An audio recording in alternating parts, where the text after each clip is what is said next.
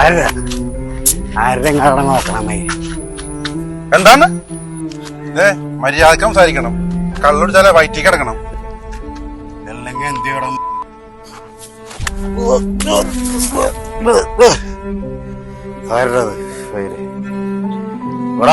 ഇതിരിക്കട്ടെ, വെളി വരുമ്പോളേ നിനക്ക് ഇതൊക്കെ ഓർമ്മ വരും. വിളിച്ചോണ്ട് പോണെന്റെ പപ്പേനാ.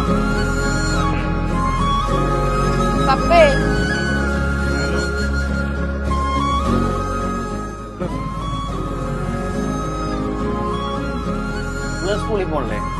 ഞാൻ പോണില്ല പപ്പേ. അതെന്താ വന്നേ? അതെന്തെന്ത് പോവാഞ്ഞേ?